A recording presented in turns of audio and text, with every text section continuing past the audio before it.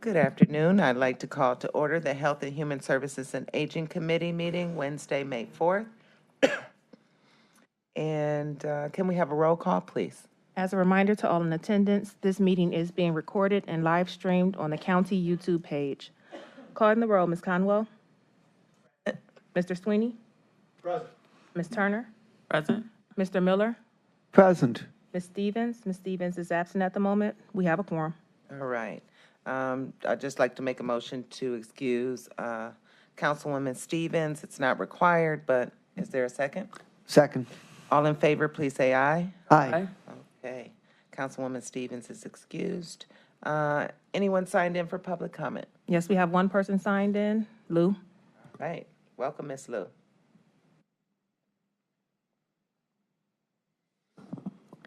Good afternoon. Good Good afternoon. afternoon.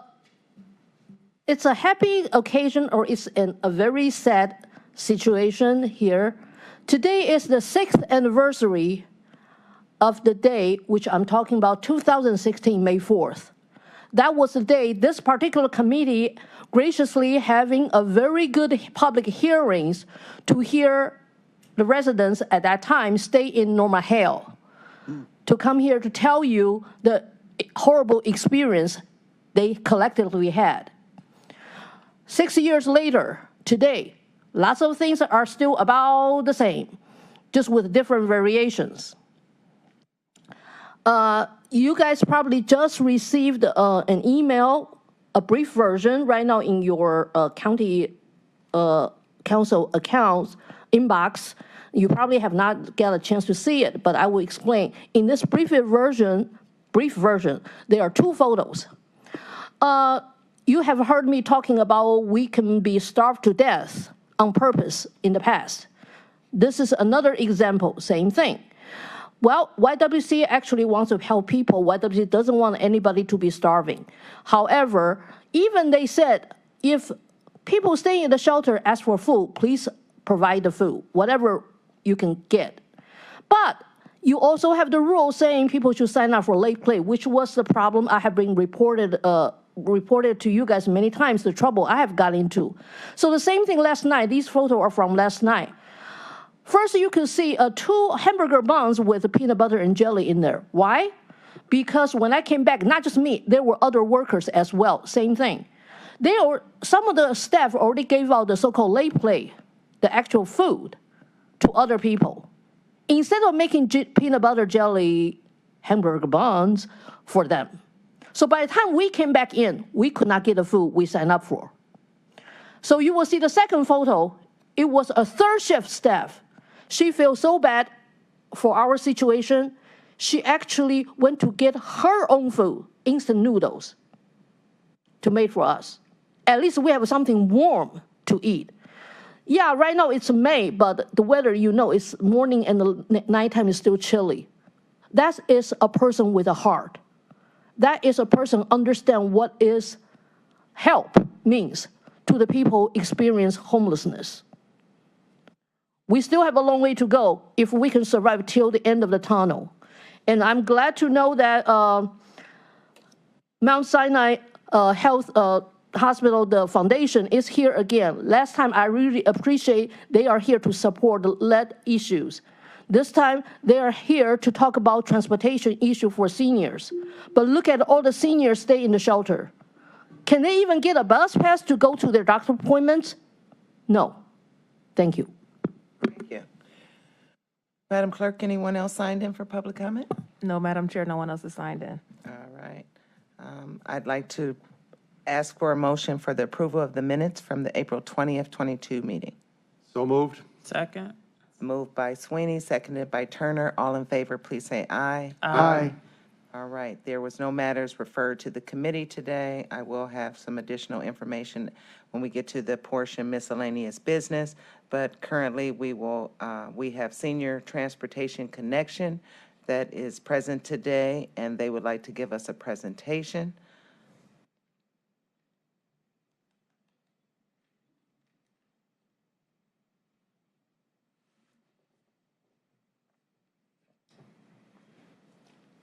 Good afternoon, members of council. My name is Julie Rittenhouse, and I have the privilege of serving as the chair of the Senior Transportation Connection Board of Directors. Specifically, I am an appointee of Cleveland City Council to the board. I want to thank you, along with fellow board members who are present today, Mitchell Balk, Mayor Benjamin Holbert, and Stacy O'Brien, for this opportunity to be here in order to give you an update on STC activities and present plans for the future of STC. First, I want to thank you for your past support. STC is grateful to Cuyahoga County and to the members of this council. Your support through the Options Program and the new Community Senior Services Program provides transportation services to individuals throughout Cuyahoga County. In some cases, this support enables county residents to receive additional weekly trips, and in other cases, it supports residents in cities who do not have current contracts with STC. Your support also helps to provide trip subsidies to enable STC to achieve more sustainable operating results. As you will hear this afternoon, this support is increasingly important as well as we all confront inflationary pricing and labor challenges, specifically drivers. The balance of our presentation will include remarks from our new Executive Director, Laura Kleinman, who joined STC last December, as well as the personal experience from one of our longtime writers, Michelle Morgan. Thank you again, and it is my pleasure to introduce our Executive Director, Laura Kleinman.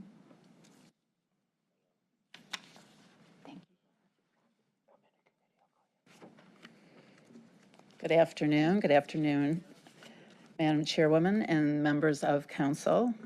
Put that up a little bit. And thank you, Julie. Thrilled to be here to present and introduce myself a little bit and tell you what's going on with STC, or Senior Transportation Connection. So Friday of this month, it will be 5 months that I've been at STC. Previous to that, let's see, can we, excuse me, we need to look at some pictures. There we go.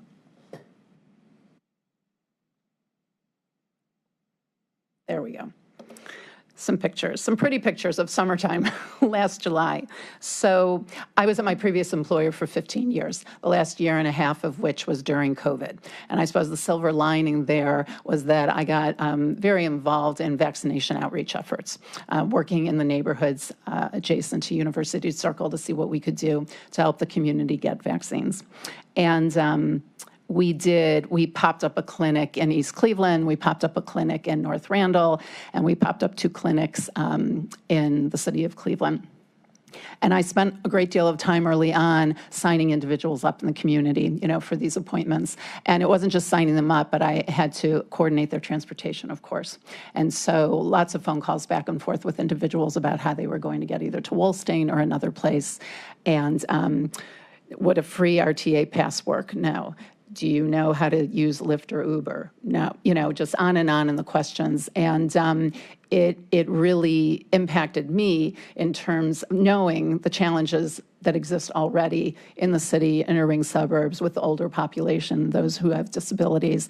But it just reinforced that fact that, wow, there are real challenges here, and transportation should not be one of them, getting in the way of something that's so important. So 15 years at another employer, you get the itch a little bit. I was ready to run an organization. I was moved to help yet another group in the city, a growing group of individuals, and made the switch to Senior Transportation Connection.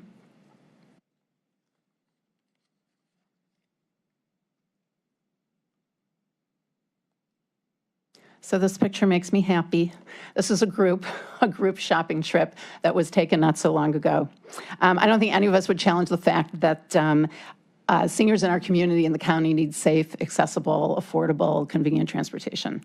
We know that 25% of of the county, actually, I'm sorry, 60, those in the county who represent those who are 60 years of age and older represent a quarter of the county right now. That's almost 300,000 people, I believe, that would be eligible for an SDC ride.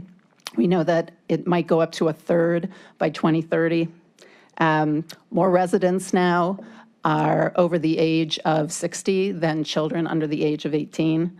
And the other statistics that's interesting about Cuyahoga County is that one of the largest percentage of homeowners in the county are those who own their home, and those who are 65 years of age and older. And they want to stay in their homes. Sometimes they can't sell their home, which is a problem, but they also want to stay in their homes, and they want to age in place, they want to thrive in place.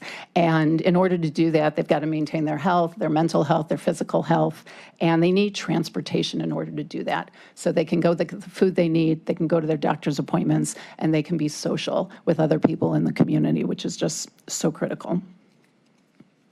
And they need these things when it's no longer safe for them to drive, and certainly when they don't have the financial resources to do so. So let's talk a little bit about the support that the county has provided over the past several years that Julie referenced in her remarks. So this is a picture of the county, which hopefully you all recognize, and we serve the entire county. Your support from Cuyahoga County enables us to serve the entire county. The difference between the light blue and the dark blue is that the dark blue represent those communities that we have individual contracts with, and the light blue is where we do not, but that's where your support becomes even more critical in order to enable us to make those rides. A little more, as we get into some more of the data, last year in 2021, we provided 4,000 trips through the options program, the options support through DSAS. The community that had the most trips, perhaps not surprisingly, was Cleveland, and then Euclid, and then interestingly enough, it's Solon, which for some people, they're a little surprised by that. But it's not all that surprising. So Solon is a community that we have a contract with. It's a big, sprawling community, as we know. And they provide their own transportation to their residents within the city of Solon. They rely upon STC to provide trips outside of the city, which we certainly do. But they're far trips. Imagine going from Solon down to main campus, whether it's the clinic or UH. But that's why we do it. And when SDC provides that ride, there's also a fare that is charged to the individual, to help with the cost. So then you have options that enables a Solon resident to go anywhere in the county for whatever that need might be, and it's a free service, and it's a necessary service, because even if STC is providing those rides, Options comes in and provides additional trips that these individuals need, because typically there are multiple trips that they may be taking during the week. The operating support that we've had in the past from you has certainly been helpful with recruitment and hiring. In fact, during COVID, we were able to implement a new training program from the training and paratransit training company called TAPCO. We acquired 5 vehicles, not through necessarily all of your support. We get much of that from NOAC and some other foundations, but we were able to put 5 vehicles in service. And because volume was lower, we were really able to rotate our vehicles in and out of the community to ensure that we were doing all our preventative maintenance, and the different things that needed to happen. And we were also able to do some online registration and make some changes to make the client registration process a lot smoother. So who's riding? Well, in the county right now, we have 27 active riders. About a third of those are Cleveland residents. And again, not surprisingly, 70% of those trips in 2021 were for medical reasons. The county, similarly, more than 50% are for medical trips. But there are other important trips going on, too. I talked about the socialization before. And when our residents are taking, and in Cleveland, you can see from the pie chart, group shopping and shopping trips, which represents about a quarter of those trips. They're really important. They've got other things to do, right, to make their lives whole, and then to also catch up with people. As someone once said to me, I get to catch up on current events, going on in other parts of the community when I go on my shopping trip. Are there any questions? I'll just pause for a minute. Okay. So, then we have COVID. And we haven't been here, I haven't been here certainly, since COVID hit, but STC was last here to present before COVID, and so wanted to give you a quick update in terms of how we managed that process, because we were hit hard. You know, we were hit hard just like so many organizations, individuals, and families were hit hard. We're an organization that has frontline workers. We have drivers. We have a call center. We can't do the remote thing as much as some of us would like. We've got to be there, and we've got to be providing these trips. So we continue to do so, but in a very different way, because things got shut down. People quarantined. Senior centers were closed. Doctors' offices. You know all of this. You know, we're not able to take individuals at the same capacity as before. And so we shut down probably from an operational standpoint and trip standpoint anywhere between 50 and 60%. And we gave priority to, those medical dialysis trips. We continued to do the RTA business because we're a sub for them for paratransit business. As I mentioned before, we took many individuals to go get their vaccinations. And just like many people and many organizations, we had to be flexible and nimble, and we had to take advantage of new opportunities. And so where before COVID we delivered people, so to speak, now we were delivering meals. And that was a really great way for us to keep helping the community and helping individuals with really important things that they used to rely on going to a senior center. Now we could deliver the meal to their home.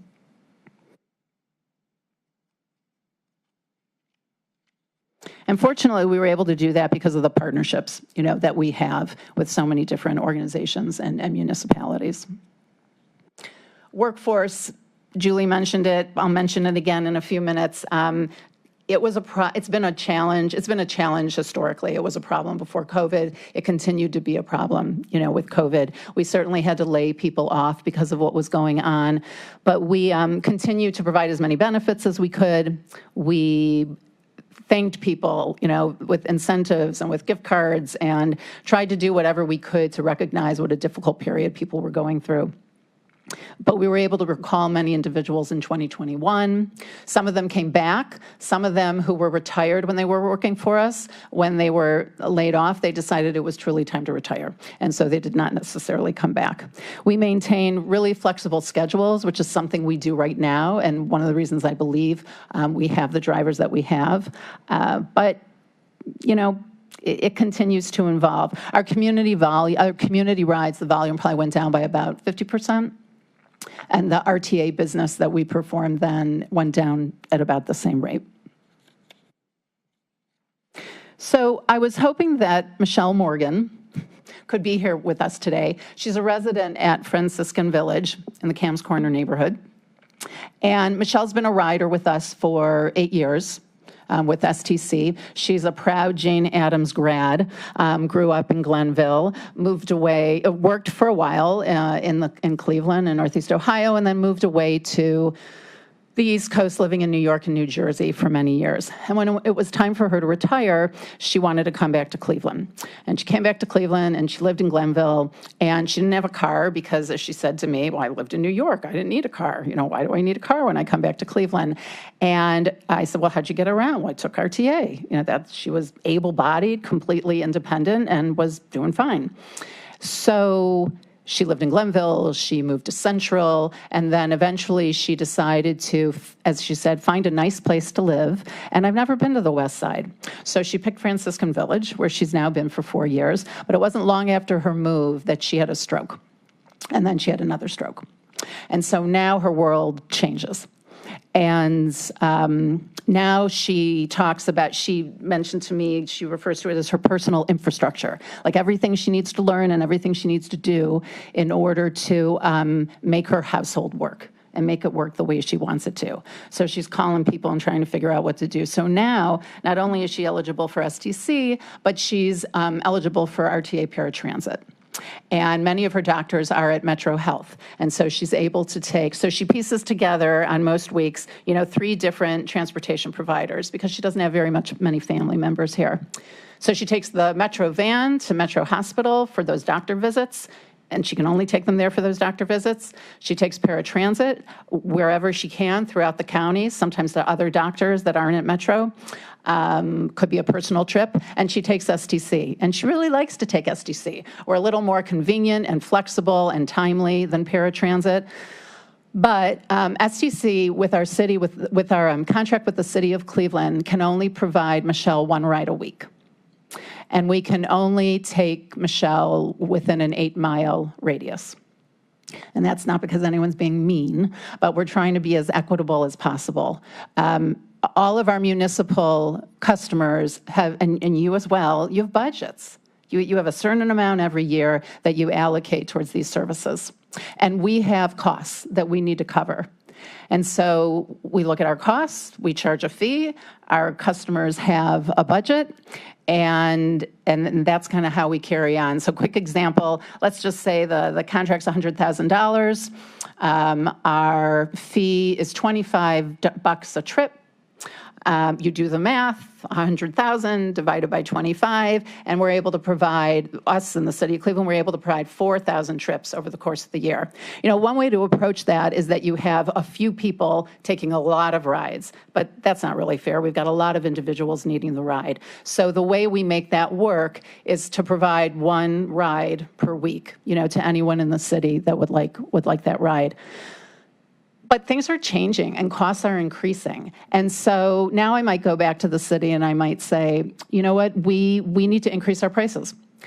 We need a 20% increase, and our trip rate is now going to be $30 a trip. So let's say the city says, and I'm just picking on Cleveland. I shouldn't even be picking on Cleveland, but I'm just picking on Cleveland at the moment. So now the math is $100,000 divided by 30, and now if no one makes any changes, it's 3,333 trips that we can provide. Well, we get to charge our price, and they get to keep their budget the same, but it's not doing anyone any favors. I mean, the individuals do not get as much service. We, as an organization, STC, we need volume. The price is good, but we need the volume. We need those trips to both sustain ourselves and to provide the service that needs to be provided. So there are, you know, other ways to address this, but these are one of the challenges right now, particularly with rising costs. How do we pass that on, particularly when we have customers that are, you know, municipalities? And what Michelle would like is one more ride. So she gets one ride from SDC a week, and she said to me, Laura, I just want one more ride. You know, can you give me 2 rides a week? Sure, I'd love to give you 2 rides a week. I'd love to give everyone many more rides. So I mentioned inflation, Julie mentioned inflation. We're all dealing with it, whether it's at the gas pump, the grocery store. We're certainly seeing it at STC with fuel, with our maintenance costs. Our volume is lower. So demand is up a little bit compared to this time last year, but it's still somewhat low. Senior center managers say to me that we still have many seniors who are afraid to go out. You know, they're just not interested. Unfortunately, I'm sure we've lost, you know, some of our seniors as well from a couple years ago. And our partnerships drive that demand. So when we have relationships with senior centers and they close, we don't see those people anymore. We're a B2B kind of you know, entity where our customers are other businesses and organizations and not necessarily the consumer. So their demand really drives our demand. And so what we're seeing now is that the average community trip is now costing about 30% more. So we have to be creative while we get through, you know, the next year or however long it takes for older adults, I think, to become more and more comfortable with this. And one of the opportunities we took advantage of recently was is really the Dave's Market's closure at Euclid Beach. So they announced a couple months ago that they were going to have to close. I had board members blowing up my phone saying, hey, you know, STC should be a provider here. When Dave's had closed on Payne, they provided a continuous shuttle for residents there over to the Midtown store. And so that's what they wanted to consider here, particularly with 4 heavily concentrated buildings along Lakeshore Boulevard, across from the supermarket, with 1,200 units, with older adults, low-income adults, many of whom have mobility issues or are walking. So what are we going to do?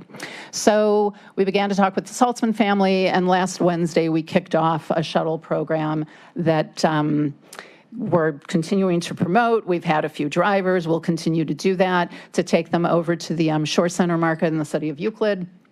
And we'll continue to do that as long as we need to.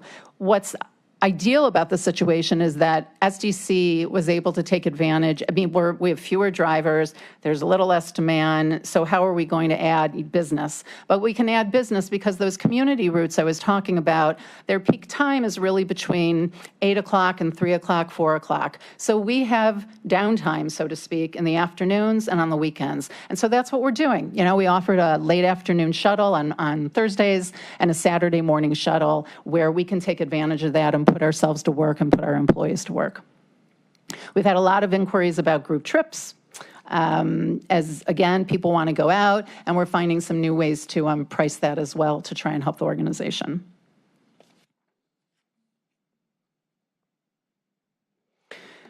So we've been around for 17 years now, and we'd certainly like to be around, for 17 more, and multiply that, several times.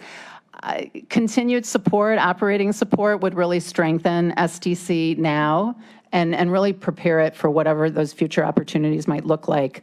We, before COVID, were running about 100,000 community trips a year, and we're at about half of that still right now. And we need to pick up additional RTA routes as well for paratransit.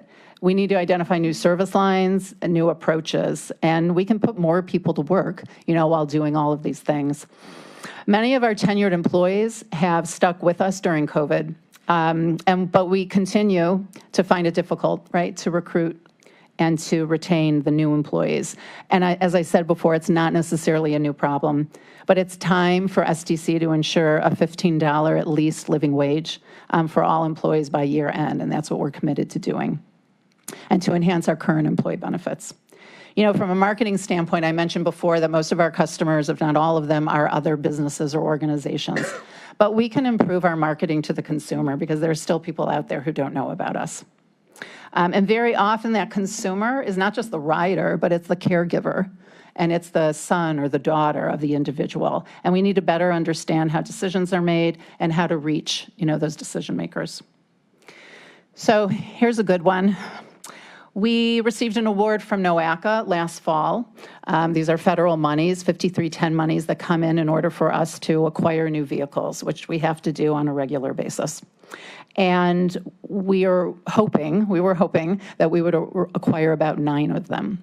When we put in the proposal, and even when the award came through, we anticipated that these vehicles, 8-passenger, 10-passenger vehicles, would cost $60,000, and that they would be ready in early '23.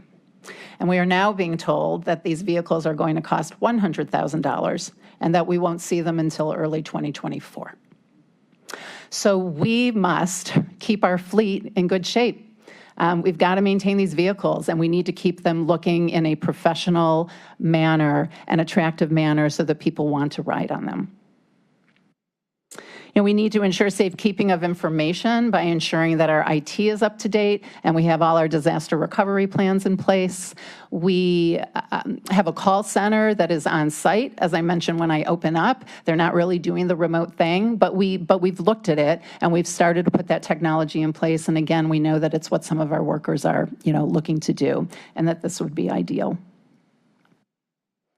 And as we increase our driver pool, we can increase the number of rides that we provide to the communities and the service that we provide to RTA. And balancing these two pieces of business is what is key to our success, allows us to be sustainable, and it's the drivers, again, that are key to balancing that business that I'm talking about.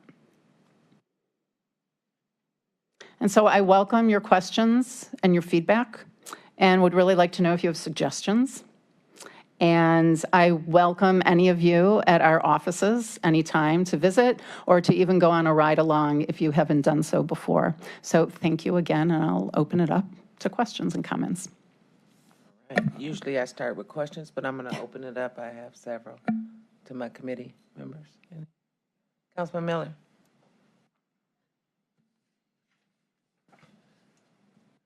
Madam Chair, Ms. Kleinman, thank you very much for coming in and for the presentation. And my first question is, looking at the senior population generally in Cuyahoga County, do you have any statistics on like what percentage of senior citizens have access to their own cars, and what percentage of seniors are driving, and at what ages do seniors typically stop driving, that kind of thing?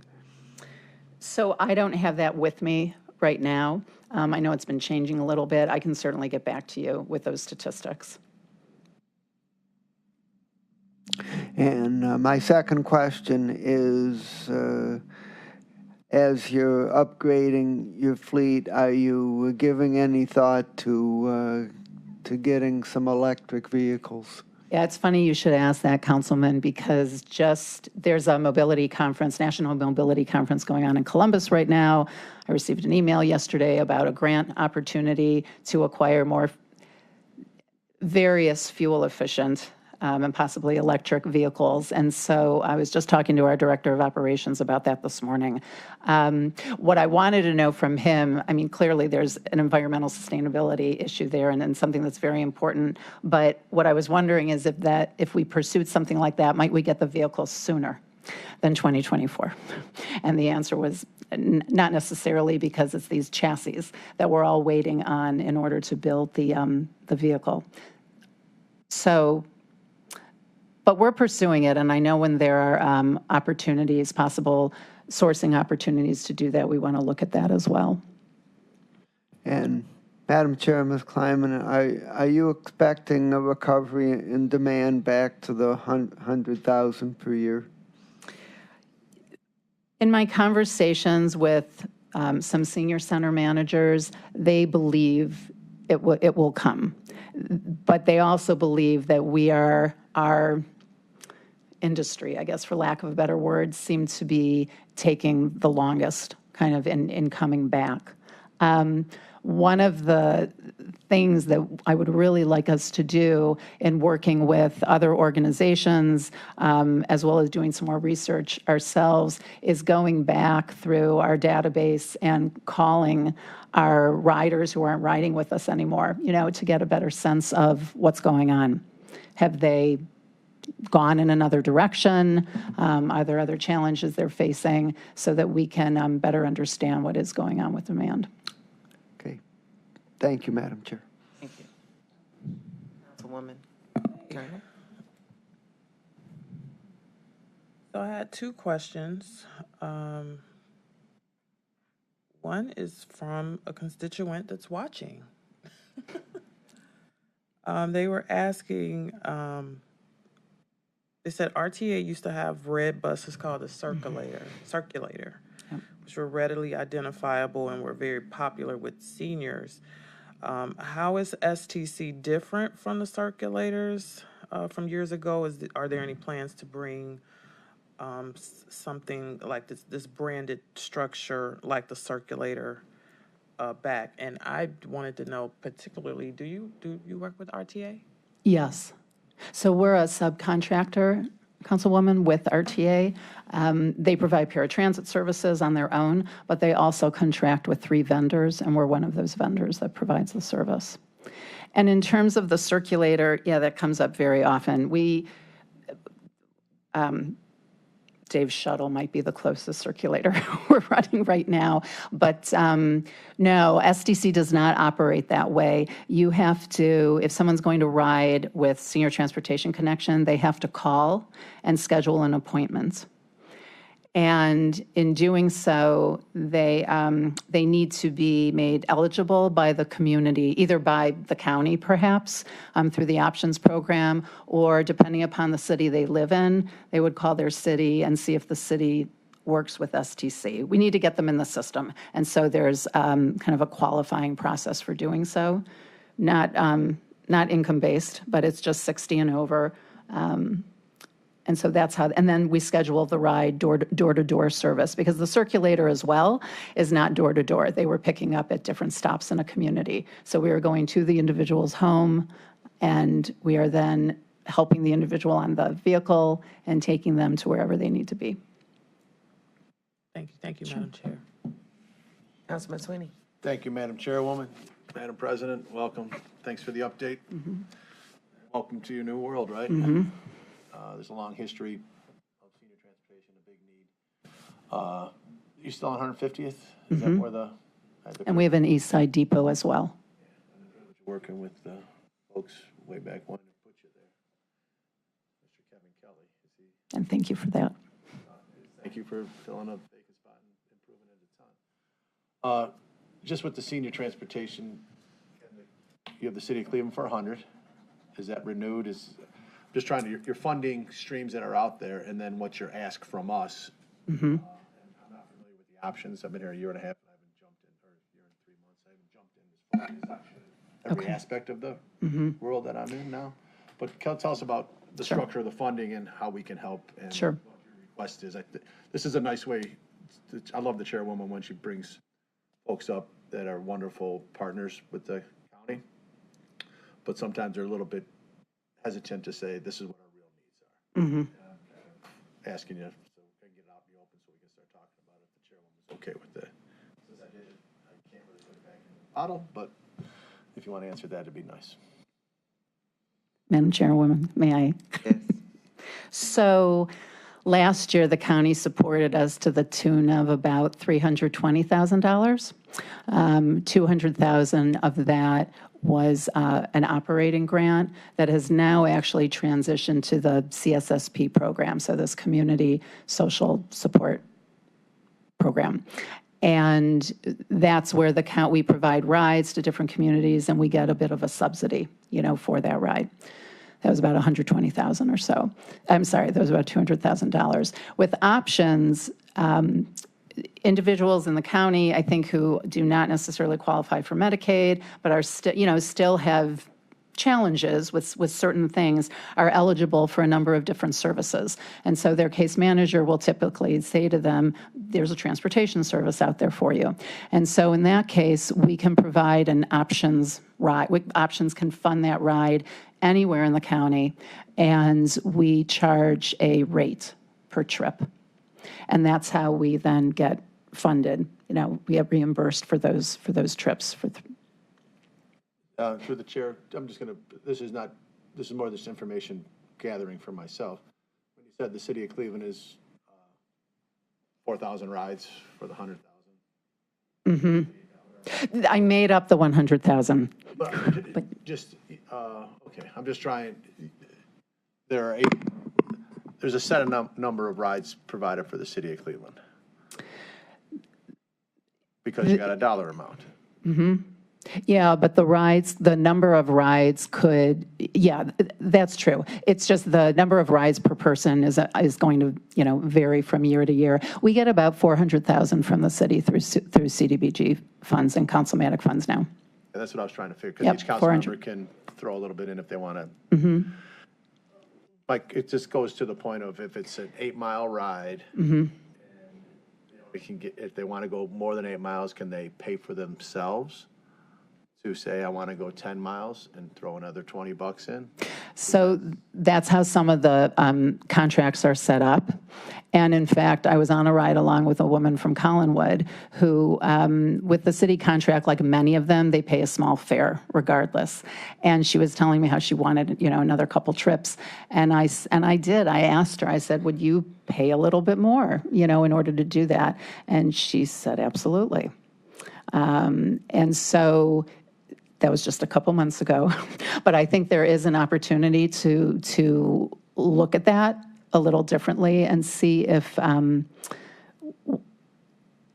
we can change those fare rates, perhaps. I mean, it's sensitive, but depending on people's income levels and their ability to do that, but it's worth examining. Yeah, and through the chair, and once again, this is more just working with you to try to figure out how we can serve the population that needs it the most. And you have the county, you have the city, you have individual council members that can suggest or that they would like more money to go into their certain neighborhood. And you have RTA. Are they all working together? Would it be better if we all worked together in regards to your systematic, but because you have so many different funding sources and little nuances here and there? That's something you're going to, as your new. I think it could be worthwhile to explore, both from a funding standpoint as well as how we're coordinating rides as well. Each community, we kind of have some different rules and regulations for each community, and it's just how things have evolved. You know, the organization's still relatively young, right?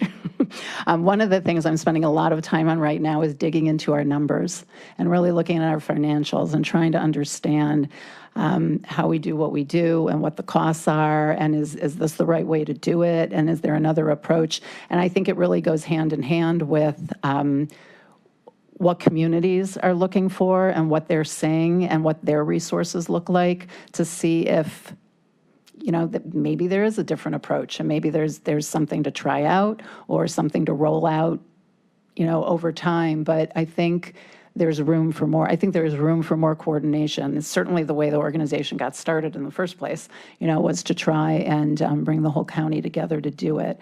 And yeah, there's more to explore there. And Madam Chairwoman, I'm a historical perspective, and I'm a strong advocate for this particular population, as all my colleagues are, and just know you have a partner here, and whatever I can do to help, I'm not going to drive it, but I don't. Sure. Do you remember that? I'll be more than happy to be responsive. So Thank you. Thank you. All right. Are there still assisting, I'm going by the slide, so number 7 slide. Are there still assisting, you talked about meal delivery and hot and stable meals. Are you currently still assisting with meal delivery? Not as much as we were. It's not, not all, but many of the centers have opened up. And a lot of that came through the Western Reserve Area Agency on Aging, and we're not doing very much of it anymore. So you were compensated when you did that? We were. And from Area Age, Western Area on Aging? Okay. All right. And then my number 2 question was in regards to your slide 8. You talked about the workforce and things of that nature. And what were your COVID restrictions on the transportation at that time? You said it was scarce because everybody was in quarantine, but you still had to transport people. How did they go about? And this really led to the lower volume as well. The FTA required it. We had to follow along, of course, so we were masking up. Everyone on the vehicle had to mask up, but we had to social distance on the bus. So one of the things that benefits STC in a normal world is being able to multi-load, right? Where there's density of individuals and trips, and we're able to put multiple people on a vehicle. When COVID hit, we were no longer able to do that. So demand goes down. It makes it more difficult for us to generate the revenue we need to cover all of our costs. That has lifted somewhat. We're still, I'd say, most of the time doing kind of onesie-twosies, but that was pretty significant for a couple years. Thought it had an impact. Yeah. My number 3 question is, okay, are there any services you have, are there any seniors you have identified that are not eligible for STC due to cost? Is there anyone that's not eligible to get paratransit or function? I'm just wondering. I'm not personally aware of that. I think that's it. Part of me says it wouldn't surprise me if there might be a segment of the population kind of, falling through the cracks, but we'd have to look at that more closely and talk with some of our partners about that. Thank you. I'd appreciate any feedback. One of the council members, I think it was Sweeney, that asked about your current funding structure. He asked that question. And then my 5th question would be, the $15 an hour wage increase that you discussed under the workforce slide, does this cover all employees or just the transportation component employees? It would cover all employees. Anything else you'd like to share at this time in regards to this? Well, through the chairwoman, back to Councilman Sweeney's question about money, might as well go there, right? When we look at what we need to do with wages and a number of the other operating needs that I was talking about, some of which would be one time, which I think is a good thing, some of which would be ongoing, such as wages. But the nice thing about supporting wages in the interim, let's say, until our municipal partners can absorb some of those increases, is that those drivers begin to pay for themselves. You know, they're revenue producing. And so long as they stay and volume begins to, go up as we suspect it will gradually, they begin to pay for themselves, and generate other monies to pay for all of our costs. To do all of these things and to do them well and to probably look at some planning money to, for instance, I think a volunteer driver program is something to explore as a way to complement what we're doing. I think it exists in other parts of the country. I think it's a way to possibly address our driver shortage. So there are many different items that we could possibly use. And I think support in the realm of $500,000 would be very helpful. Yes, Councilman. Are your contracts 1 year, 2 years, 2 years options? How is that? Are they all just? Sure. They're, with our municipalities, they're 1 year, sometimes they're 2 years. So we can make changes. We can certainly suggest changes without having to wait too long. The options contract, if I'll get this right, goes through, the options contract has been 18 months. So it started last July and it runs through the end of December of this year. Got it. And through the chair, do you ever, over my times, I've settled on a 2-year option with 2 1-year options to renew. Do you ever talk about that stuff or maybe contemplate it as you move forward? I'm going to be talking about it as I sit here. It's just something that's sustainable, that worked well. It's been around a while, and it just keeps coming back. I don't mind recommending or talking about letting it do its thing and just checking it less frequently than once a year. Because there's a lot of work being done to put an RFP together, to put this together, but the ability to be reported is the key to the not having to come back, but coming back because you have the contract. That's 2 + 1 Yeah, I appreciate that. As you don't be, I brought it up so as the discussions continue, at least I shared it now, and you can say Sweeney said it if you want to, in regards to how you want to ask for dollars in the future. And I'm a proponent of that kind of stuff for things that fall in this category of sustainable and good. Thank you, Madam Chairwoman. All right. Anything further? Yes. Councilman Miller. To follow up on Councilman Sweeney's question, the $500,000 that you mentioned, is that capital or operating, and is that annual or one time? So it's primarily operating. I don't anticipate acquiring a vehicle, with those dollars. Though some of the dollars might go towards a match, actually, that we are required to do through NOACA and those federal monies. I'm sorry, Councilman, what was the follow-up? Are you talking about a one-time infusion or an annual? I'm looking at a one-time infusion. Thank you. My thought, if I can continue, is that we need to be talking, this will come as no surprise to any of our customers, but we need to be having conversations with them about what's going on in the market and how our costs are increasing, and that if we're going to continue to provide this needed service, we need to figure out how to work together to cover these costs and still provide the service. And so if one solution is this price increase, and can we pass it along? Or to what extent can we pass it along? And my anticipation is, hopefully it's not a diminishing the number of rides that we can provide.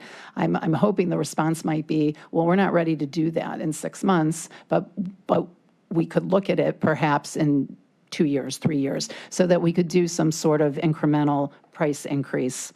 And maybe things could shift around, when things change, but that we need kind of some temporary assistance, while we do that and while we wait for some of these price increases to kick in. Okay, thank you. I just have one last reflection. Go ahead, Councilman. Thank you, Madam Chairwoman. Just on what you talked about, the senior population. We know it's going to peak and it's going to go down. For the next 20 years, baby boomers are going to fade out. And I'm the bottom tier of the baby boomers, so hopefully I'll stick around a little while. Your services for senior transportation is going to be at this all-time high in the next 20 years. So I think we need to focus on that as a reality, not a speculative thing that's coming. And so I just want to say that, but also this $15 thing that you mentioned right now, we've been kicking it around for a long time, and it's finally almost getting here, and it's obsolete because of the current inflation. I don't think it's going to go away. So that was just more of a reflection on the $15 phenomenon that's been percolating, and it just happened to percolate out right now because of you saying it in the reality of the world right now. So 15 is great. I want everybody to get to the 15. But it's going to pretty soon be back to exactly where we're at if things keep going this way. So that was more of a soapbox on the second one, but on the first one, that's a real, absolute reality that we're going to be going through, and you're in the middle of transporting this group of people. So for public consumption, those were the Cook's comments. Thank you, Madam Chairwoman. I'm done. I apologize for talking so much. That's okay. Director, is there any state capital requests for funding or any other funding avenues that you're? We are exploring possibilities at the state, less so for capital, more maybe in the operating budget. Yeah. Any other questions from my colleagues? Any other comments? Anything else your organization would like to share with us? Just a word of thanks again for inviting us here today and for the comments that I received and the questions, because they're very helpful. And I'll get back to those of you who are really the committee with some answers on some of those things. I thought they were a great organization to come out because all of us represents either a majority part of Cleveland or a good portion of Cleveland. Mm-hmm. And even though STC, I believe in the last time that we helped them in the previous budget, it was basically for those outlying communities in the county that where RTA stops, they were able to assist. So very well needed service. So we always enjoy trying to find a miracle to help the seniors. So thank you for coming out. Thank you all for coming today. And I'm sure one of us will talk about it, or a couple of us will talk about it. Okay. I'm around to talk about it as well, whenever. All right, thank you. Thank you. All right. About to hit the gavel. Miscellaneous business. There are some, get the mic so I won't be saying, talk in the mic. You can hear me? Okay. As moving forward with Health and Human Services, my passion has kind of been since the administration felt that racism is a public health crisis, and they took the Citizens Advisory Equity Committee, appointed people, which we now have the Case Committee, to look at external partnerships and external things that are happening in the environment that are related to diversity, equity, and inclusion. And we also have that the internal departments that look at the equity, diversity, inclusion, but nobody is. And then we have Lenore Lockett that just got put as the diversity and inclusion director. Lenore is working in her silo, Case is working in their silo, and the internal, whatever that looks like, is working in their silo. So by our mission and how large HHS is, I thought that this committee would take a dive into trying to bridge and bring all those organizations and individuals together so we can be on one accord. So I have this week and beginning of next week, I will be meeting with the directors of HHS to discuss from their standpoint what they feel from that lens, what they're working on already, what they plan on working with, and how it matches up to the Citizens Advisory external components report that they so kindly did for us. And then the next step after that, I will merge in Case, which I've had preliminary conversations that I would like to go down this path and kind of merge what's in their report and identify it with what possibly we're already doing at the county, or what needs to be done at the county, or what is some of the directions that the directors would like to take us in. And then the third step will be to bring in to the committee so we can have more presentations on these topics and delve in conversationally wise. So I just wanted to let y'all know what's on the forecast for HHS committee, remembering that I'm on a fast track because I remember that August, we're not having any committee. So it won't be during August time, but I want to get them started as soon as possible. Any feedback from that? Madam Chair. Yeah.